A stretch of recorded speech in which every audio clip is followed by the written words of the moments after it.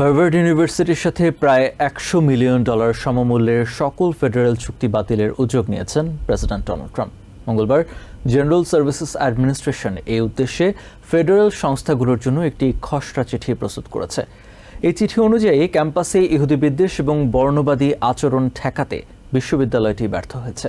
এ প্রসঙ্গে new York টাইমসের রাজনৈতিক বিশ্লেষক মাইকেল ব্লেন্ডার বলেছেন, হার্ভার্ডকে অস্তিত্বের সংকটে ফেলে দিয়ে একটি দৃষ্টান্ত তৈরির চেষ্টা করছেন প্রেসিডেন্ট ট্রাম্প।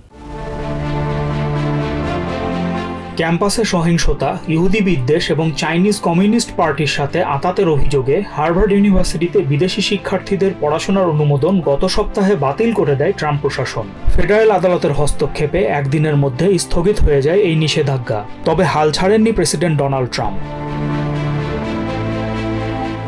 গাজায় ইসরায়েলের নির্মম আগ্রাসনের প্রতিবাদে হার্ভার্ড ক্যাম্পাসে বিক্ষোভ অনেকদিন ধরেই প্রশাসনের মাথা ব্যথার কারণ। তাই এবার হার্ভার্ড ইউনিভার্সিটির সাথে প্রায় $100 মিলিয়ন সমমূল্যের সব ফেডারেল চুক্তি বাতিল করবে ট্রাম্প প্রশাসন। রয়টার্স জানায়, জেনারেল সার্ভিসেস অ্যাডমিনিস্ট্রেশন এই উদ্দেশ্যে ফেডারেল সংস্থাগুলোর জন্য একটি খসড়া চিঠি প্রস্তুত করেছে।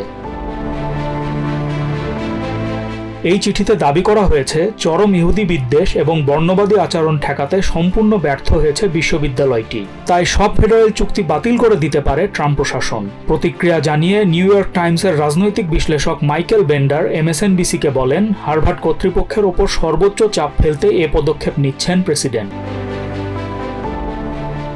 বেন্ডার মনে করেন, প্রশাসন এমন একটি প্রতিকূল পরিস্থিতি তৈরি করছে যাতে অস্তিত্বের সংকটে পড়ে বিশ্ববিদ্যালয়টি তাদের কার্যক্রম বন্ধ করে দিতে বাধ্য হয়। ট্রাম্পের প্রশাসনের কথা না শুনলে কী পরিণতি হবে, হার্ভার্ড ইউনিভার্সিটিকে তার উদাহরণ বানাতে চান প্রেসিডেন্ট।